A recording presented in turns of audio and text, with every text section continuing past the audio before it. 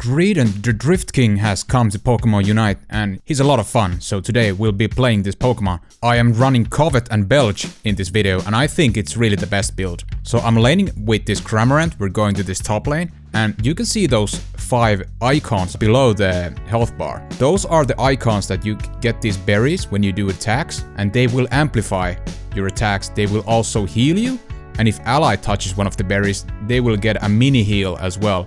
But ideally you want to have the berries collected by yourself. So you got Tackle and Defense Curl at the start. Tackle is actually really good due to the lowish cooldown. Cramorant kind of overextended there, so I just took a step back and just prioritized farming at this point. But for example, if you get full stacks like I have now, and if I use Tackle now, it's gonna reset immediately, so you can double tackle, like you can see here. Boop and boop. So that's really good. Defense Curl is also pretty okay. You get that little sustain, so not terrible. So the bee spawned, I'm kind of a bit of late here, but that's okay. We're still gonna pick them up. I'm gonna pick now at level 5. He's going to evolve into Greedent, so I'm gonna pick up the Covet, and it's a very unique ability for this game, because this is what makes this Pokemon a Drift King, as you can see. It's just so funny.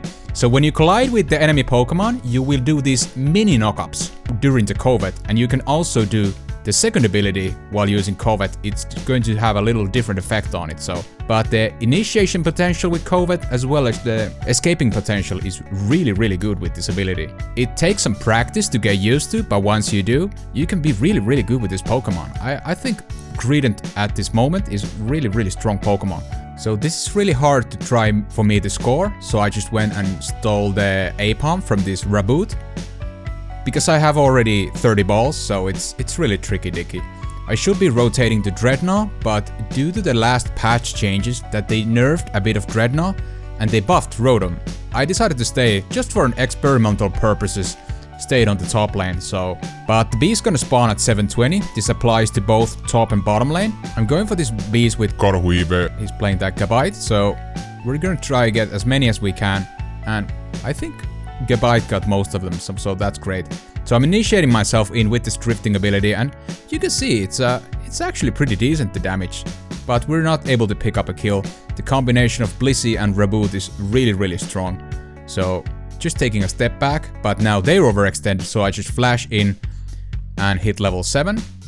And Gabite is gonna pick up the kill on Raboot, so I'm gonna get the Belch ability now at level 7. Also want to keep in mind that if you are using Covet, you have to cancel it if you want to score faster. There was a little mistake, but mistakes learned, and I'll be better with this Pokemon, just need more practice with it. The thing with the Belch ability is you can see the base damage of it, it's illegal. I was just able to melt this Raboot like a boss, so... Can I get these 9 points? Maybe. Yes, I can. That's great. So, the fact that Belch has such a good base damage, it has a little delay, so you want to keep that in mind. But the fact that you can get these 2 in a quick succession, if you have those berries stacked, it's a really solid burst damage coming up from this Pokemon, and it's something you want to be afraid of. Also at level 9, I'm gonna get the Unite move, and the Unite move itself is kinda iffy. You just do this little jump that does AoE damage, but after the Unite move, you can do so much damage because of the fact that you don't have cooldowns for your abilities. So you can spam the Belch ability and it will do a ton of damage. Let me just clarify that. You can get neutral objectives fast and burst down enemy Pokemon super fast. So it might be that Team is going to nerf this because it's really good. But yeah, I love this drifting mechanic. It's so fun. Having my inner Mario Kart skills on the use here. Sure, it feels different, but you catch the drift. No pun intended. So we get some more picks on the bottom lane. I'm just gonna put some points. Going for this Talonflame. Can we get him? Oh, we drift a little bit too far. That's okay. Just taking a step back. Or am I gonna put the 2 points? No. I'm gonna go help this Garchomp. He's counter jungling this Gabite and the Pikachu, but we're not able to get the Pikachu, but that's okay. We were able to get some denial going on in this lane, so that's good. That's good. I really wanted to put the 10 points here. I don't know why. It's a stupid mistake, so I just have to eject bottom myself out of this position. And can we make this escape? The Great Drift is coming up, but it's not going to be enough. They just overwhelmed me with their pressure and the amount of enemy Pokemon there was. But TLDR is that don't overextend to the second goal. Like I got a little cocky there, I suppose, so don't do that.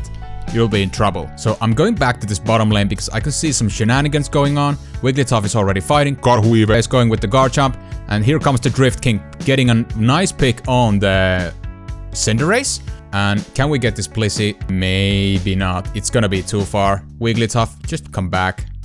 I'm going for the score again, but Wiggly is gonna finish up the goal, so that's fine.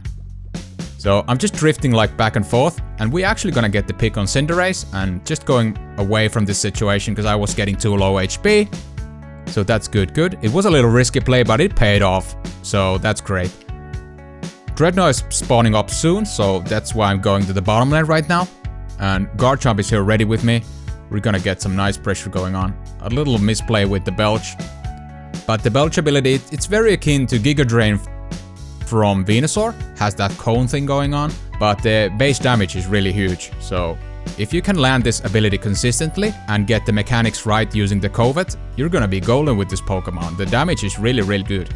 And you also want to consider the fact that this is a defender Pokemon, so you can just do so much with this. And that's why I think this Pokemon might get nerfed. The base damage on Belch or something could get a little adjustment in the next patch. So we get the Rotom. I'm trying to get some pressure down here. This is kind of risky to push with this ability, but we're going for the drift, baby. Drift time. Can we get some more picks? Yes, 3 people gonna die, 4 people gonna die. Are we gonna get the Cinderace? Are we going to get the Rotom through?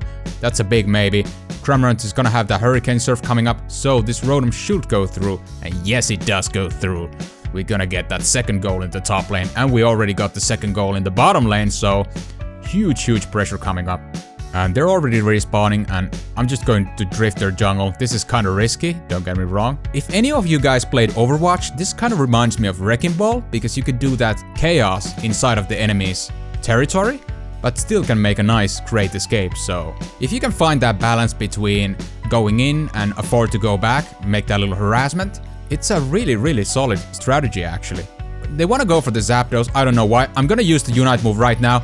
And there comes the infinite Belch abilities. So you can see the damage is illegal with this one. You can just spam this ability and it does so much damage. And we're gonna get the Zapdos anyways. They wanted to go for it. It wasn't even a coin flip, so whatever. We're gonna get the Zappy Zap and just... I'm drifting myself to the enemy base. And better cancel that Covet so I can get the points in. There you go, 88 points coming up. Great pressure and great team play from this team. We're able to get some points here and it's pretty much GG at this point. What do I think about Greedent? I think Greedent is pretty solid right now. One of the better tanks, no doubt. It's just the fact that this character has so many unique mechanics compared to other Pokemon in the game right now. So you need a couple games to get really used to it. But I honestly think Covet and Belch is the way to go with this Pokemon, if you want to try it out. I think this Squirrel is adorable, I like this Pokemon, so it's down on my alley for sure. So, thank you for watching. If you enjoyed, a thumbs up will be appreciated, and I hope you have a wonderful day.